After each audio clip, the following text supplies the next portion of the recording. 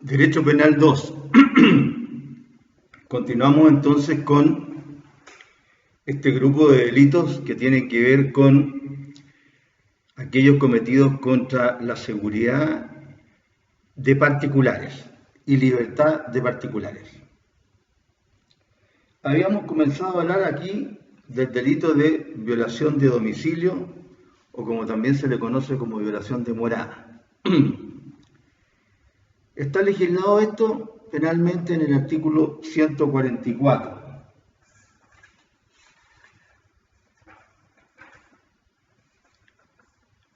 ¿Qué dice el artículo? En el inciso primero: el que entrare en morada ajena contra la voluntad de su morador será castigado con reclusión menor en su grado mínimo o multa de 6 a 10 unidades tributarias mensuales.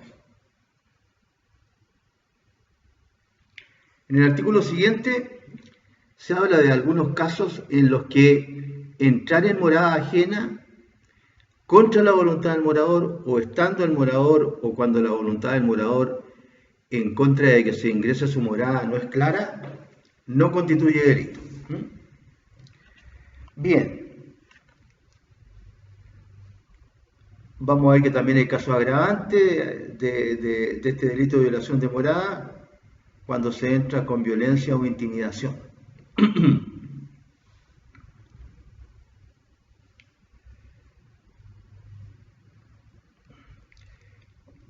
Como la ley lo dice, es necesario para que se consume este delito entrar en morada ajena contra la voluntad del morador.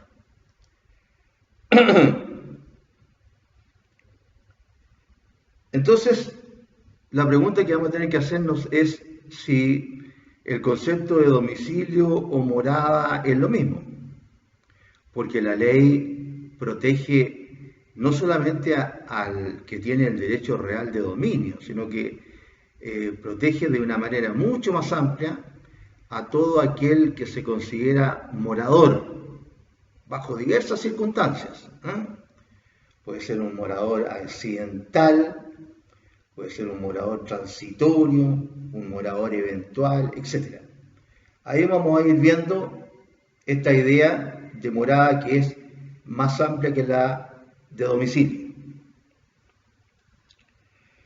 ¿Qué es lo que es la morada? O como se dice normalmente, mi casa o mi hogar. En general es el recinto, el lugar o las dependencias en que una persona vive o trabaja. Vive o trabaja, es decir, realiza sus labores habituales normalmente. En consecuencia, no se trata de un recinto destinado solo a la habitación. Hay que ir señalando una serie de circunstancias para ir delimitando los contornos de este delito.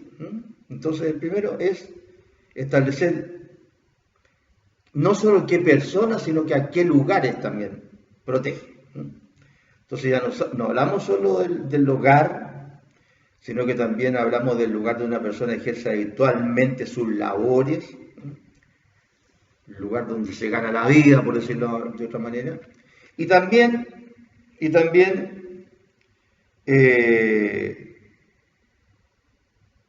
se trata de que ejerza sus actividades habituales u ordinarias. Entonces aquí viene la pregunta que recién nos hacíamos. ¿La noción penal de domicilio es más amplia o más restringida que la noción civil de domicilio? El domicilio, en el caso del derecho civil, dicho sea de paso, cuando hacemos las clases presenciales siempre hacemos presente de que al derecho penal le vienen desde otras ramas del derecho conceptos, algunos de los cuales permanecen como le llegan al derecho penal, otros se interpretan más restrictivamente y otros se interpretan más ampliamente.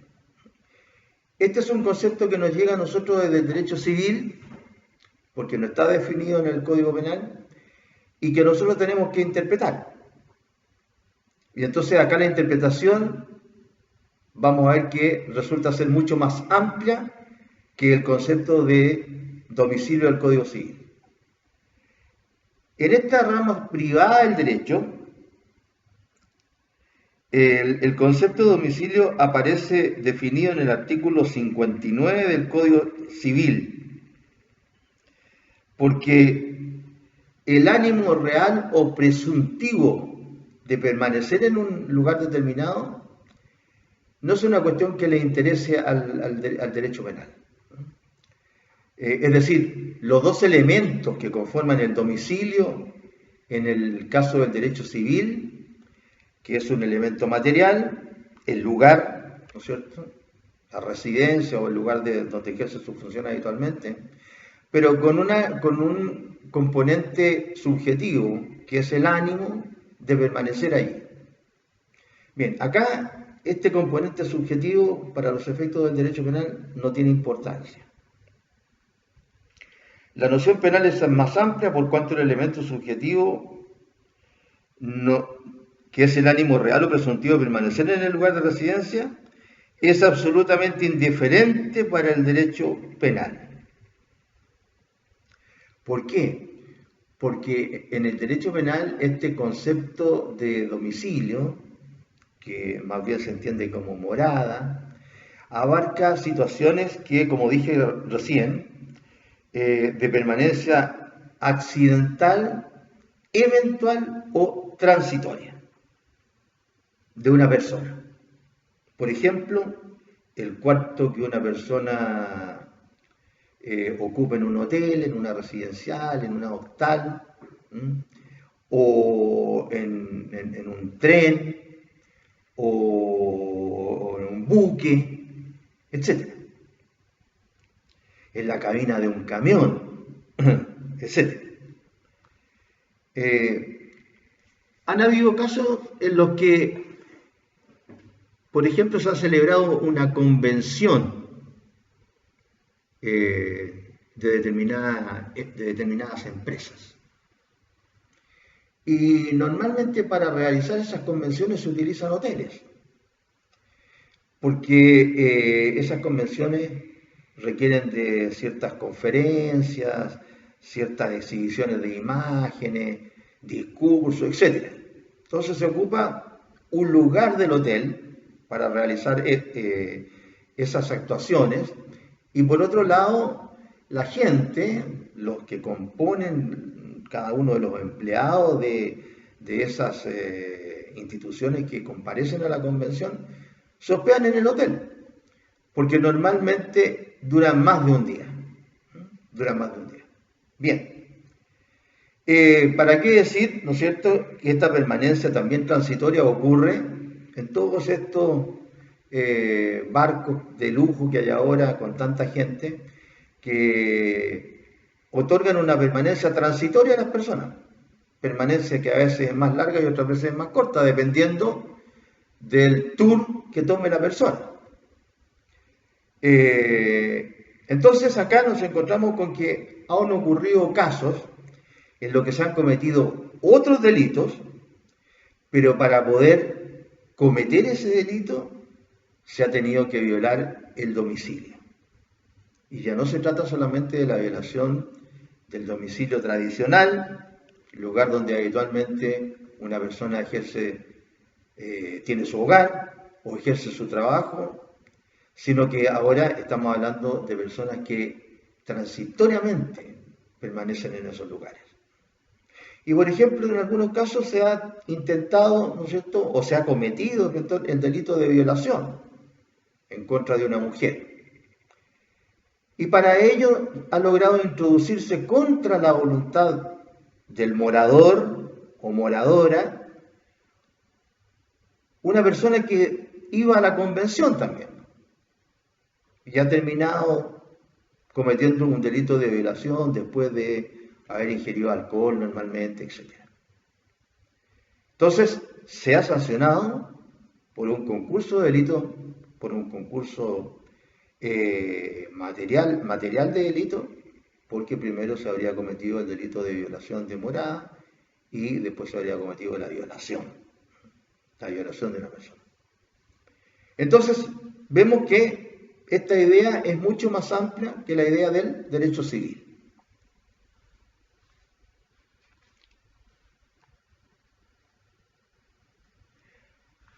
Como dije, ¿cómo se perpetra este delito? Entrando en morada ajena, de día o de noche, contra la voluntad del morador. Esos son sus requisitos señalados por el legislador. Entrar, ¿no es cierto? Entrar. A partir de esta situación, se pueden crear otras situaciones que llaman a resolver una problemática. Por ejemplo, se ingresa a la morada con la autorización del morador, pero se permanece en ella contra la voluntad del morador o moradora. Por lo menos entre los latinos, que somos más familiares o éramos, no sé. Ocurre en ocasiones que un familiar, por determinadas circunstancias, solicita normalmente a otro familiar poder durante un tiempo vivir en la casa o en el departamento. Un allegado. Y muchas veces este familiar, buena persona, acoge a este inquilino y comienza a vivir en el lugar. Es decir, entra con la voluntad del morador. Pero ha ocurrido, porque han habido, ¿cómo se llama?, casos en los que se ha sancionado a este verdadero inquilino, que no paga ningún tipo de arriendo ni de nada, ocurre que después el inquilino no se quiere ir. Y es más, ha ocurrido muchas veces que este inquilino se droga.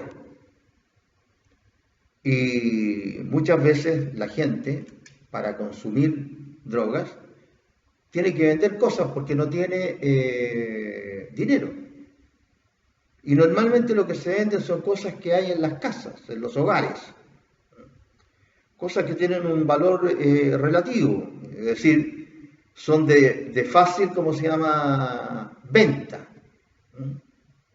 Porque además se venden barato, porque se trata de eso, de conseguir plata rápido para poder comprar droga en este caso.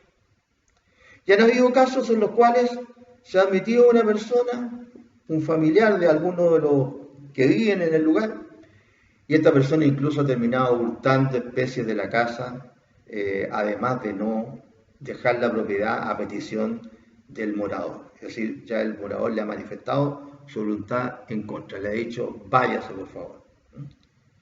Entonces, ¿comete este delito esa persona? Esta situación legal no está regulada en nuestra legislación penal.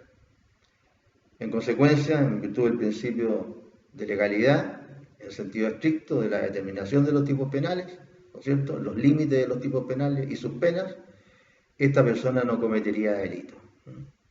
O sea, el que entra con la voluntad del morador y permanece en ella después contra la voluntad del morador, más allá de si comete o no comete algún delito.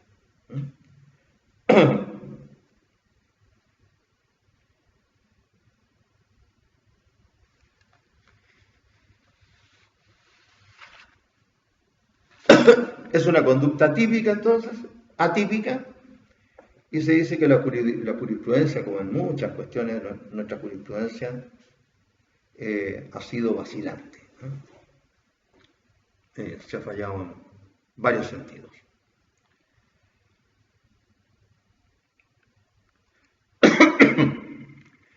Manifestación de la voluntad del morador.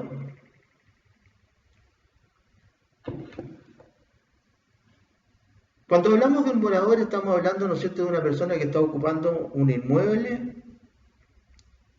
para su hogar o las dependencias normalmente para ejercer sus labores habituales. Entonces, la pregunta es, ¿este derecho a impedir la entrada contra la voluntad la puede ejercer solamente el dueño de la vivienda o del lugar donde ejerce sus funciones habituales, o la puede ejercer otra persona? Y la respuesta es que las facultades del morador son más amplias que las del propietario. O mejor dicho, las facultades del morador prevalecen sobre las del propietario. Son innumerables los tipos de convenciones o contratos que puede celebrar un propietario con un tercero. El caso de un arriendo, por ejemplo. ¿Puede el arrendatario impedir la entrada al dueño a su propiedad? Puede, puede. Porque en ese caso, el morador es el arrendatario. Y el propietario mantiene su legítimo derecho de dominio, pero si entra contra la voluntad del morador, comete este delito de violación de morada. En general, en los inmuebles, entonces, prevalece el derecho del morador sobre los derechos del propietario. Y es necesario que la entrada en casa ajena se verifique contra la voluntad del morador. Ahora, esta voluntad se puede manifestar de manera expresa o tácita. ¿Cuál voluntad?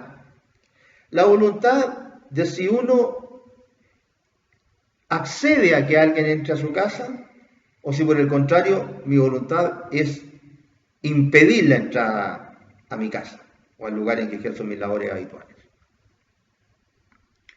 Cuando se trata de una morada es de presumir la negativa del morador mientras no exista su consentimiento expreso o tácito.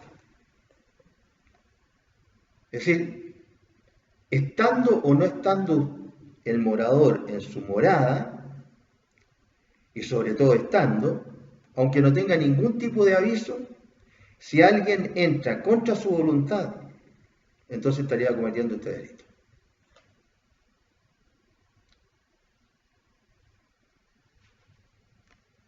De esta situación se deduce que si el morador ha adoptado precauciones para impedir la entrada de extraños en su casa, por ejemplo, o en su lugar de trabajo, se trata de una prohibición que ustedes estudiaron con una expresión latina, ¿no es cierto? Una prohibición erga omnes.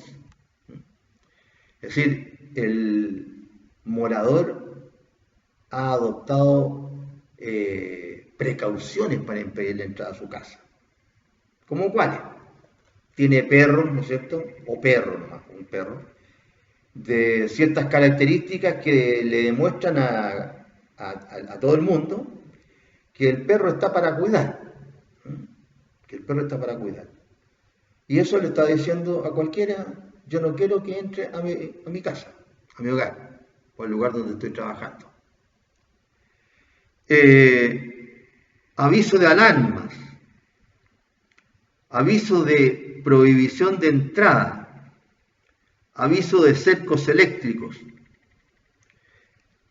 Sin necesidad de aviso, la construcción de murallas altas o de rejas altas. Porque si una persona construye en su casa murallas altas o rejas altas es porque definitivamente no quiere que nadie entre a su casa sino con su voluntad. Entonces ahí tenemos casos en los que el morador manifiesta de manera expresa su voluntad de no permitir el ingreso de extraños a su lugar de vivienda o de trabajo habitual. Es decir, se presume la negativa de la autorización de ingreso. Y lo que es muy importante, que lo dije hace unos segundos, es que la circunstancia de que el morador se encuentre o no en su morada, hogar o lugar donde ejerce su trabajo habitualmente, la circunstancia de que se encuentre o no en alguno de esos lugares es absolutamente irrelevante para el derecho penal. En el sentido de que en ambos casos, si se entra contra su voluntad, que no la ha manifestado de ninguna manera, se estaría cometiendo este delito.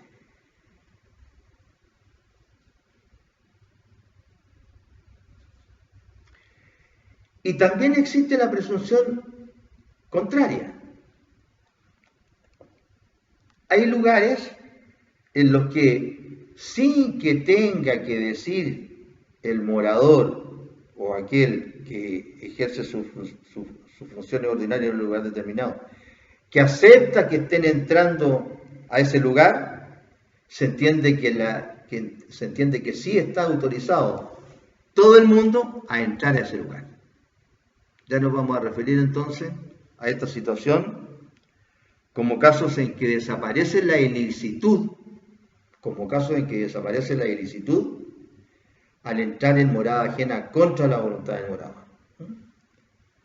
Porque hay casos en los que sí se puede entrar en morada ajena contra la voluntad del morador o incluso con la voluntad del morador manifestada de manera presunta.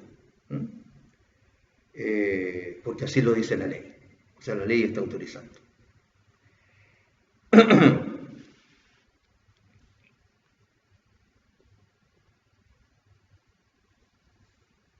Solo puede ejercer el derecho de exclusión el dueño de casa o el morador. Ya nos referimos a esto.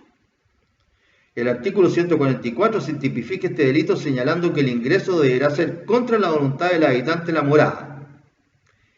Este concepto es amplio y considera morador a cualquier persona a cargo de una habitación o establecimiento comercial, incluso si lo es en forma transitoria. ¿Sí? Ya lo dijimos, lo repetimos para que se grabe mejor, en sus mentes.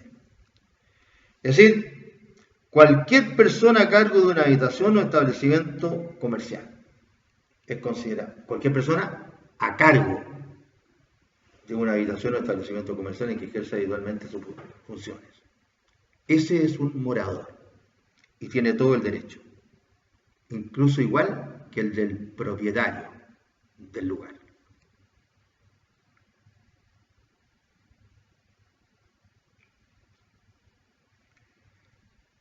Ahora, en el artículo 144, inciso segundo, se habla de una agravación de este delito de violación de morada, que tiene lugar cuando la entrada se verifica o se comete con violencia o intimidación.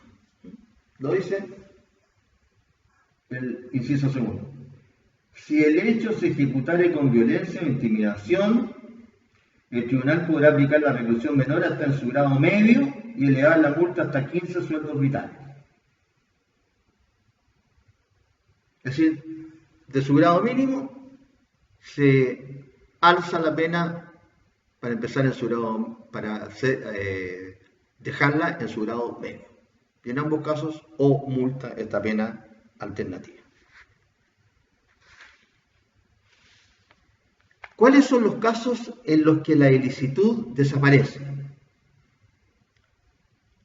Lo señala la ley.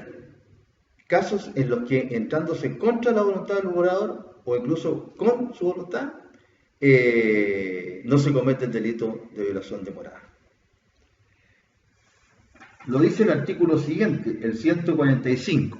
Dice, la disposición del artículo anterior no es aplicable al que entre en la morada ajena para evitar un mal grave a sí mismo. Por ejemplo, lo vienen persiguiendo para asaltarlo. A la persona que va caminando por la calle y ve que hay una puerta abierta y se mete a la morada. Y bueno, maestro dará la disculpa y puede cerrar la puerta a los moradores. En ese caso, por ejemplo, no constituye delito. Para evitarme agravio a sí mismo, a los moradores o a un tercero. Entra a la casa, ¿no es cierto?, contra la voluntad o sin la voluntad de los moradores para auxiliarlo a ellos mismos. O a un tercero también, que estaba con ellos. O que estaba sin ellos.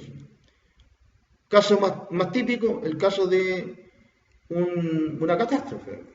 Una catástrofe más o menos común, como puede ser un incendio, o también el caso de un sismo.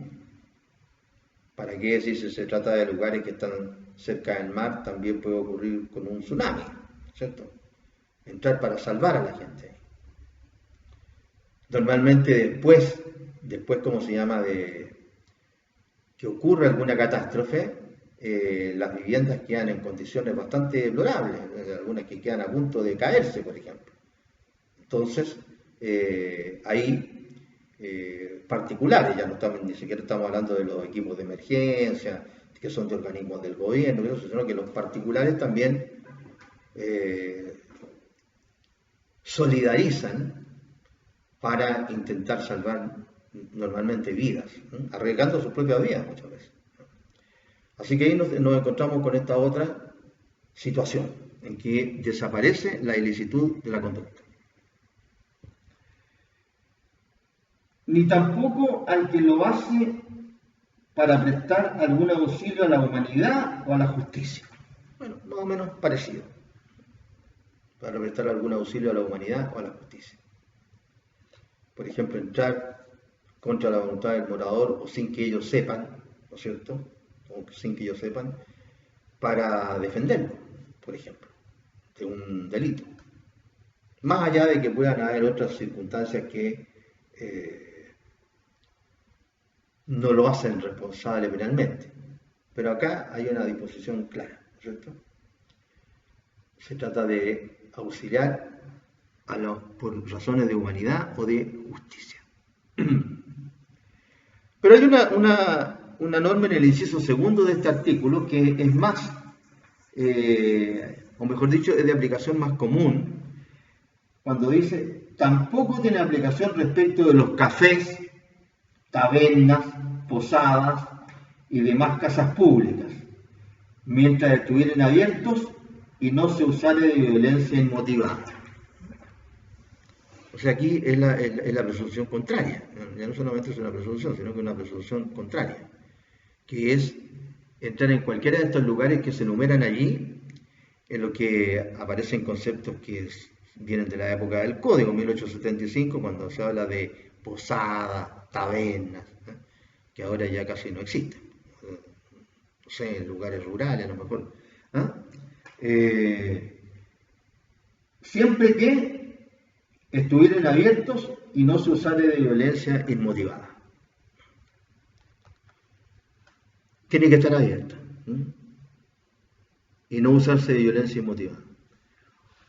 Ocurrió que un funcionario público, me recuerdo hace unos años atrás, un funcionario público que es uno de los, ¿cómo se llama?, de los operadores de la justicia, no del Poder Judicial, pero de la justicia, parece que venía de alguna, ¿cómo se llama?, fiesta, con trago, parece que todavía tenía ganas de seguir tomándose algún otro trago. Y entonces paró su vehículo y quiso que el lugar que estaban cerrando, una de estas cafés, casas públicas que dice el código, lo estaban cerrando y entonces ya no estaba abierto, lo estaban cerrando, estaban poniéndole, ¿cómo se llama?, los resguardos, candados, cerrando los picaportes, o qué sé yo lo que estaban haciendo, lo estaban cerrando, y pidió que lo dejaran entrar, hizo ver que él pertenecía a tal organismo, no lo dejaron entrar porque estaban cerrando, habían terminado su actividad, y entonces empezó a patear la puerta, etc.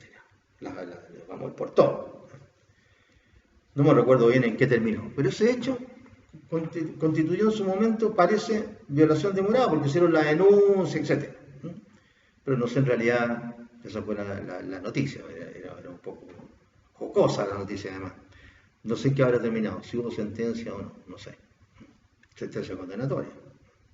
Pero ahí hay un caso, ¿no es cierto?, en que se transgredió esta norma que autoriza a entrar a las casas públicas, siempre que estén abiertas, pero sin violencia en contra de las personas.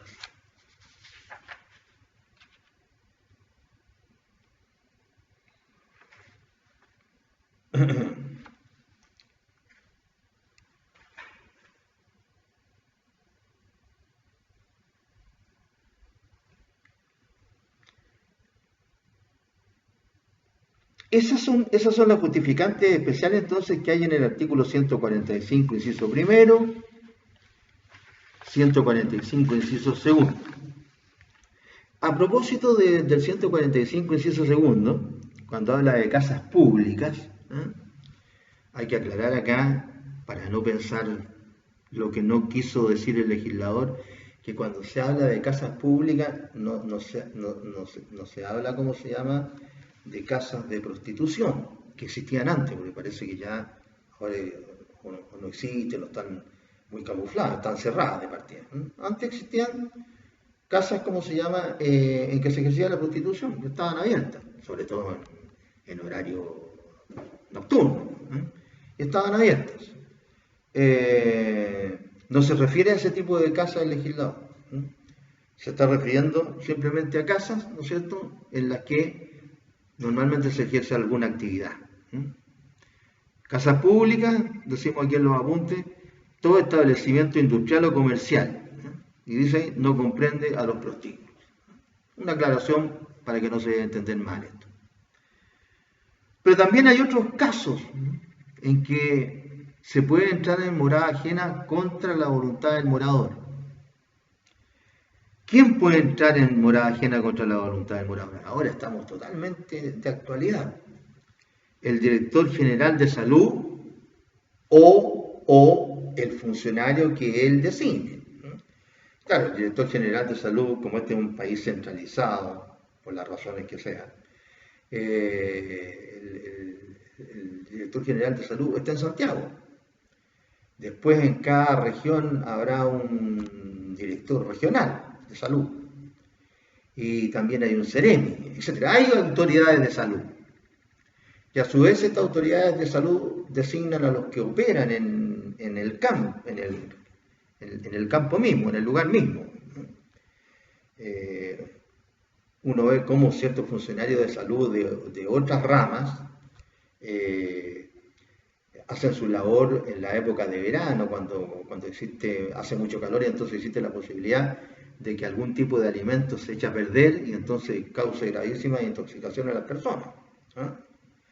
Claro, con lo que nos está pasando ahora del coronavirus, en realidad nadie está preocupado de las otras intoxicaciones, pero ocurría. Y ahí uno veía, ¿cómo se llama?, a los delegados de los directores de salud en todos los lugares de Chile, en esa época de verano, como digo, que salían a fiscalizar las pescaderías, generalmente, ¿cómo se llama?, los negocios donde venden sándwiches, a ver cómo funciona, ¿cómo se llama?, la cocina, si es que hay parásitos, si hay cucarachas, etc. Eso lo ve en la televisión normalmente. Entrando contra la voluntad del morador. Bien. Estas autorizaciones están en el Código Sanitario. Ahora, imagínense ustedes que la autoridad sanitaria decreta la realización de conductas por los funcionarios de gobierno para impedir no solamente que la gente salga de sus domicilios, sino que para que transiten por las calles. En términos prácticos hay gente que porque hay ¿cómo se llama?, este coronavirus en un edificio de apartamento, por ejemplo, en los que se han encontrado personas que están con esta pandemia, cierran el edificio y después le hacen, digamos, en el momento, no después de un mes, le hacen la fumigación, etcétera, etcétera, pues la gente queda ahí, ¿cierto?, sometida a la cuarentena. Serán 14 días, o lo alargarán los 14 días. Bueno, si tiene autoridad, para coartar las garantías constitucionales, el director general de salud, y lo ejercen en el terreno sus funcionarios dependientes. El director general de salud puede entrar por sí o representado por un director regional de salud o delegado, que podrá entrar en lugar cerrado, público o particular, cuando fuere necesario para la debida aplicación de las leyes, reglamentos y ordenanzas sanitarias. Artículos 155 a 160 del Código Sanitario, pudiendo practicar inspección, registro o allanamiento. Lo mismo que les estaba diciendo yo con otras palabras. Cuando se trate de edificios o lugares cerrados, debe procederse previo decreto de allanamiento del director general de salud. Y acá inmediatamente nos saltamos a otro plano, dentro del derecho penal y del derecho procesal penal, en donde, ¿no es cierto?, también hay otra limitación a las garantías constitucionales, que es, ¿no es cierto?, la posibilidad de practicar allanamientos. Allanamientos. Es un registro de todo lo que hay en el lugar en que se decrete el allanamiento. Es decir, contra la garantía constitucional de la inviolabilidad del hogar y de toda forma de correspondencia. Y justamente, también lo señalamos acá, ¿no es cierto?, en los contenidos que nosotros le remitimos, lo siguiente. Además, se autorizan los allanamientos legales, siempre que sea previamente intimado el morador y emane de orden judicial legalmente emitida. Hablamos en la clase anterior de la intimación, ¿no es cierto? Esta intimación como sinónimo de puesta en conocimiento de, para que la persona la acate. Es decir, tienen que darse ciertas circunstancias. Cuando se trata de una orden que ha decretado alguna autoridad, normalmente los allanamientos los decretan los tribunales, ¿cierto?, un juez de la República. Pero también otras autoridades, como estamos viviendo ahora, la autoridad sanitaria. Entonces deben estas órdenes, para intimarlas, es decir, para previo conocimiento de, para dárselas a conocer a los destinatarios, tienen que cumplir con ciertos requisitos básicos, formales. Una orden escrita, individualiza a la persona que la emite, individualiza el lugar que se va a allanar, individualiza en qué va a consistir el allanamiento, y a veces hasta se señalan el horario en que se va a realizar. Claro, porque de lo que se trata es de, ¿no es cierto?, hacer un bien público, no causar perjuicio, no causarle mal a las personas. El allanamiento es una violación del domicilio autorizada por la Constitución. Es un caso especial en el que se puede entrar en una propiedad sin la quiesencia del morador y con autorización judicial. Artículo 19, número 5 de la Constitución. El allanamiento es una diligencia judicial llevada a cabo por la policía consistente en un registro. ¿No? Allanamiento, como dije antes, sinónimo de registro. Se debe informar al morador que se realiza un allanamiento y mostrarle la orden. Una de las exigencias formales es que la orden vaya firmada por él o los funcionarios competentes y con los sellos, ¿no es cierto?, que dan muestra de que se trata de un documento público auténtico de la autoridad sanitaria o de la autoridad judicial. Y oponerse al allanamiento puede constituir una obstrucción a la justicia o un desacato. Claro. Cuando un tribunal libra una resolución, ordena cumplirla. Si esa resolución no se cumple, o se realizan actos para evitar su cumplimiento, entonces podríamos encontrarnos en un caso de desobediencia, que en términos comunes se denomina desacato. O también puede darse una situación de un delito específico, en este caso que está en el Código Penal, que es la obstrucción a la justicia. Entre paréntesis, el desacato es uno de los pocos delitos penales que aparecen no en el Código Penal, sino que en el Código de Procedimiento Civil. No me acuerdo bien el artículo, pero está por ahí dentro de la ejecución de las resoluciones judiciales. Por ahí está el desacato. 190 y tanto parece. Por ahí. Está en una de las pocas disposiciones que está en otro código y de procedimiento civil. Eso es lo que podemos señalar en relación con este delito de violación de domicilio o violación de morada, como se le conoce. Señalé cuando empezamos a analizar este delito de violación de morada, de que también en el acápite correspondiente de la Constitución que leí, se considera esta otra situación que es la violación de correspondencia. El artículo 19, número 5 de la Constitución asegura a todos los chilenos la inviolabilidad del hogar y de toda forma de comunicación privada. Violación de morada, violación de correspondencia y registro de papeles y documentos. El hogar solo puede allanarse y las comunicaciones y documentos privados interceptarse, abrirse o registrarse en los casos y formas determinados por las leyes. En los casos y formas determinados por las leyes. Consagrada constitucionalmente la inviolabilidad de toda forma de comunicación privada y consecuente con esta garantía, el inciso 1 del artículo 146, que son, ¿no es cierto?, estos artículos que protegen garantías constitucionales, sanciona a quién: al que abriere o registrare la correspondencia o los papeles de otros sin su voluntad. Abrir o registrar la correspondencia o los papeles de otro sin su voluntad. Después la ley señala como ciertas circunstancias que si se agregan, de divulgación, etc., si se agregan aumentan la penalidad. Pero el delito consiste básicamente en eso, es un delito formal. Abrir o registrar la correspondencia o los papeles. Cuando hablamos de abrir, lo decimos acá ¿cómo se llama? En nuestros apuntes, cuando hablamos de abrir, se refiere justamente a abrir, no se refiere a abrir la correspondencia. Y cuando hablamos de registrar, se refiere a registrar los papeles. Se trata de un delito formal que se perfecciona por la sola apertura de la correspondencia. Basta que se abra. Si además después de abrirla, la correspondencia,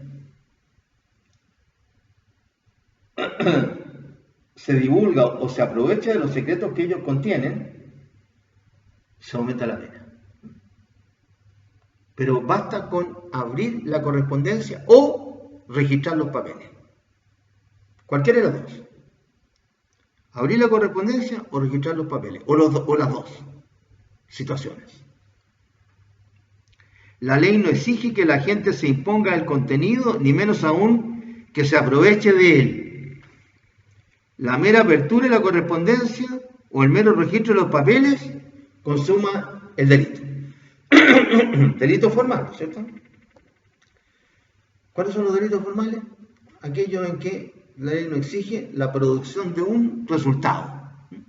Basta con abrir la correspondencia. ¿Qué pasa después de abrir la correspondencia? O, ¿qué pasa después de registrar los papeles? Al legislador no le interesa. Sino solo para aumentar la pena.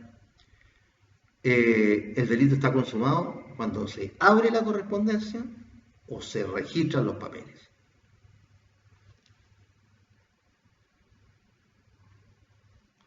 Para los efectos de este artículo, queda excluida todo tipo de correspondencia informática, porque no es correspondencia cerrada en los términos del artículo 146, y por cuanto las normas penales deben interpretarse de forma restrictiva, no puede aplicarse por analogía ni aún a los correos electrónicos.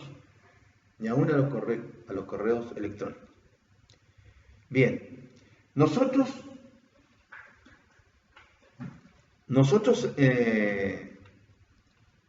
tenemos una ley de informática que se ha estado tratando de modificar hace mucho tiempo y ahí todavía sigue. Tiene 4 artículos, aparece al final del código. Desafortunadamente esta ley se refiere básicamente a los sistemas de información. Ustedes que son de esta generación de la computación y que saben mucho de informática, etc., se lo hago presente, porque estamos hablando de que este artículo 146, violación de correspondencia y registro de papeles, no se aplica, dijimos, a la correspondencia informática. Entonces, a manera de información muy simple, les voy a leer los 4 artículos de esta ley que figuran al final del código, la 19.223. Dice, artículo primero, el que maliciosamente destruya o inutilice un sistema de tratamiento de información o sus partes o componentes.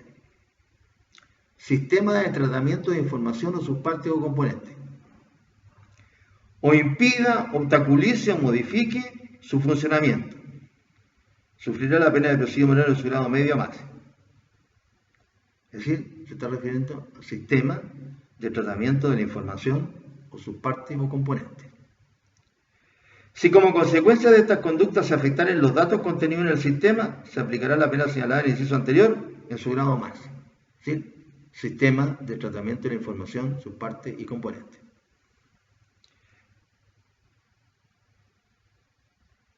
¿Y qué son los sistemas de información? Así bien breve. En informática, los sistemas de información ayudan a administrar, recolectar, recuperar, procesar, almacenar y distribuir información relevante para los procesos fundamentales y las particularidades de cada organización. Un sistema de información, un sistema de tratamiento de la información, se caracteriza principalmente por la eficacia que procesa los datos en relación al área de acción. Los sistemas de información se alimentan de los procesos y herramientas de estadística, probabilidad, inteligencia de negocio, producción, marketing, entre otros, para llegar a la mejor solución. Un sistema de información se destaca por su diseño, facilidad de uso, flexibilidad, mantenimiento automático de los registros, apoyo en toma de decisiones críticas y mantener el anonimato en informaciones no relevantes. Todos estos elementos interactúan para procesar los datos y dan lugar a información más elaborada. Habitualmente el sistema de información se usa de manera errónea como sinónimo de sistema de información informático. Bien, es decir, acá se sancionan los que atentan en contra de estos sistemas de tratamiento de información. Lo reitera el artículo 2. En el artículo 1 se sancionaba que maliciosamente destruya o inutilice estos sistemas. En el artículo 2 se sanciona ahora al que con el ánimo de apoderarse, usar o conocer indebidamente de la información contenida en un sistema de tratamiento de la misma, lo intercepte, interfiera o acceda a ella. Siempre refiriéndose a los sistemas de tratamiento de la información. Artículo 3. El que maliciosamente ahora altere, dañe o destruya los datos contenidos en un sistema de tratamiento de información.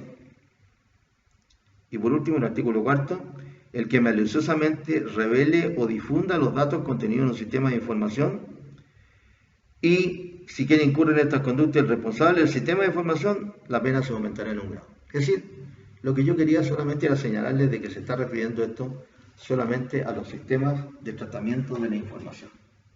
Entonces, ni siquiera los correos electrónicos quedan considerados en el amparo a través de estas disposiciones, ¿no es cierto?, de la violación de correspondencia. La Constitución asegura el derecho a la inviolabilidad de toda forma de comunicación privada, lo que incluye la inviolabilidad de toda forma de correspondencia, no así la correspondencia electrónica, pero su violación no está tipificada como delito. Evidentemente esto ocurre por cuanto la promulgación del Código Penal es de una época en que no existía la informática. A la fecha de hoy, la fecha en que hicimos los apuntes nosotros, abril del 2005, no existe regulación al respecto. Y tengo entendido que hasta la fecha solamente existe esta ley con estos 4 artículos. Para la existencia del delito se requiere que se trate de correspondencia cerrada. De lo contrario no se viola el secreto postal. Claro. Porque hay que violar, ¿no es cierto?, el cierre, ¿no es cierto?, el cierre, con C, del documento, que es donde va adentro el documento, es una carta o un telégrafo, o el documento dentro del cual están los papeles que se registran. La correspondencia importa una relación entre el remitente y el destinatario y su inviolabilidad interesa por igual a uno y otro. Bueno, ahora pasa todo lo contrario. Antes la gente quería y por eso que está la garantía constitucional, la gente le interesaba que su correspondencia solamente fuera de conocimiento entre el que remitía la correspondencia y el que la recibía. El contenido, digo, no la parte de afuera, que es el sobre, porque se tenía que trasladarlo los funcionarios que trabajaban en correo.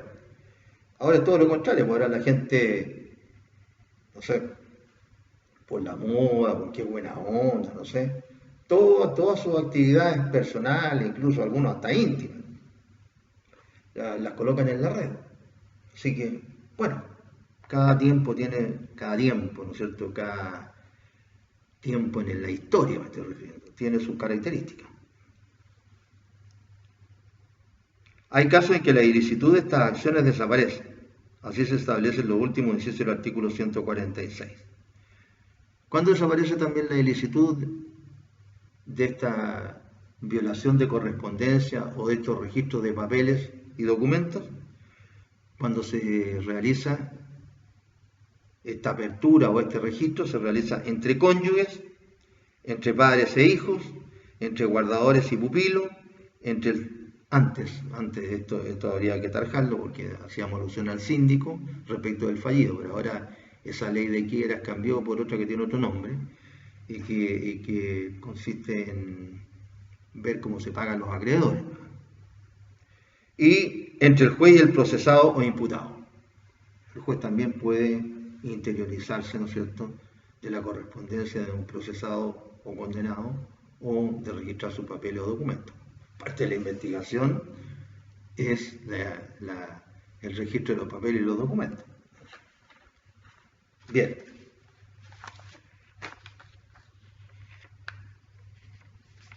Y por último, el último delito que señala este grupo de delitos cometidos por particulares que atentan en contra de sus libertades personales en general, es el delito llamado de exacciones ilegales. Hay otros en el código, así que no, vamos a hacer referencia cuando empecemos a ver los otros respecto de este. ¿Cuál es la idea de fondo acá? La idea de fondo es que solo por ley pueden imponerse tributos o servicios personales. Solo por ley. Entonces, ¿aquí a quién se está sancionando? Al que no está autorizado por la ley para imponer tributos o servicios personales. Así lo dice el artículo 147. Entonces, con el objeto de proteger esta garantía constitucional, que solo por ley pueden imponerse tributos o servicios personales, este artículo 147 sanciona al que bajo cualquier pretexto impusiere contribuciones o exigiere sin título para ello servicios personales. Al que, es decir, cualquier persona, impusiere contribuciones o exigiere sin título para ello servicios personales. No se puede. Eso es materia de ley. También se trata de un delito formal por cuanto se perfecciona por la mera imposición o exigencia. Aunque el que impuso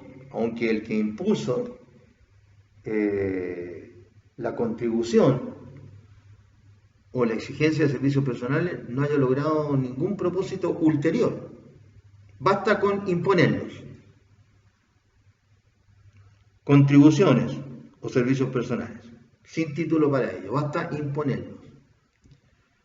Esto ha ocurrido, por ejemplo, y no con un fin ilícito, o que las personas que han tratado a veces de realizar alguna conducta que está considerada dentro de esta protección de este artículo, tengan algún interés que no sea hacer el bien. Por ejemplo, ocurría antes, cuando acá en Arica se tenía que obtener un salvoconducto para viajar a Tacna. Y los salvoconductos tenían una duración. Entonces, las municipalidades viven, ¿no es cierto?, de las contribuciones que pagan los contribuyentes, ¿no? Como por ejemplo los permisos de circulación, que ahora se los han postergado, no se pueden, ¿cómo se llama?, cobrar. Se han ido, por lo menos, creo que hasta un par de meses más no se pueden cobrar, ¿cómo se llama?, el valor de los permisos de circulación.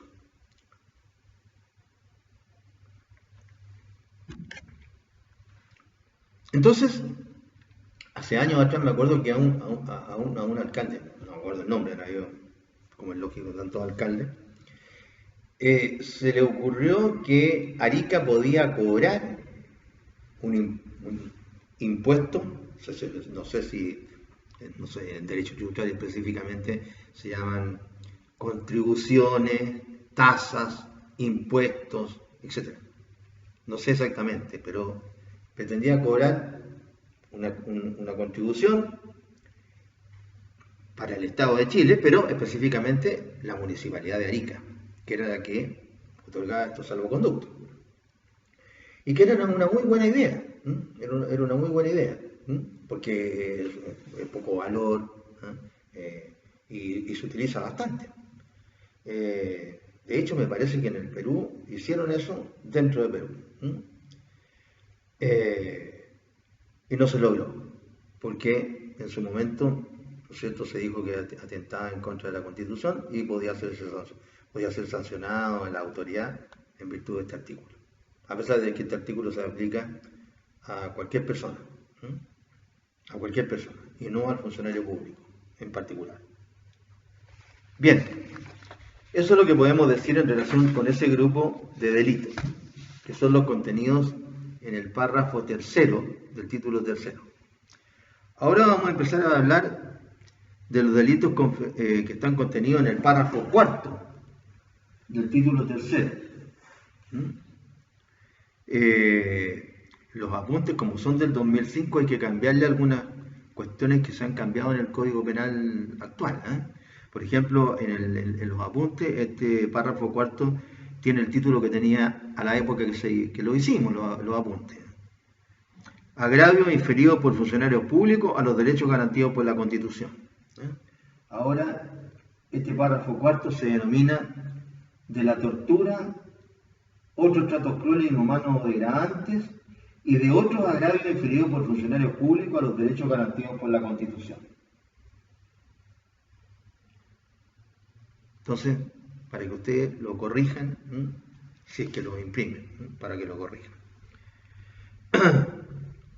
Y también alguna párrafo que de repente no guarda relación con lo que dice el código actualmente.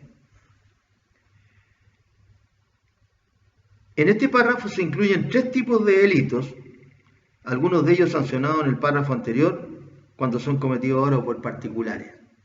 Primero, delitos contra la libertad de las personas, pero ahora cometidos por un funcionario público. ¿Qué era el delito al que se refería Grisolía cuando leímos lo del secuestro? ¿Se recuerdan? Que él hablaba precisamente de que por qué no se aplicaba esa teoría de secuestro permanente a los funcionarios, al caso del artículo que dice relación con los funcionarios públicos, que es el 148. Bien, acá se trata de un verdadero secuestro, pero que tiene ciertas especificaciones y que lo comete un funcionario público. Después, el segundo grupo, delitos que constituyen atropello a las garantías constitucionales respecto de la encarcelación de los individuos. La Constitución asegura una serie de cuestiones cuando alguien es preso, es detenido.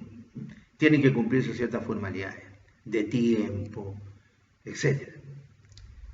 Y el tercer grupo son los delitos que constituyen un atropello a otras garantías constitucionales.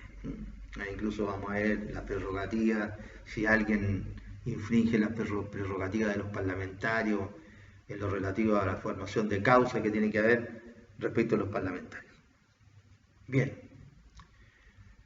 vamos a quedar acá para tratar de corrido también este párrafo, porque empezamos diciendo aquí algunas palabras respecto del concepto de funcionario público, que aparece definido en el artículo 260 del Código.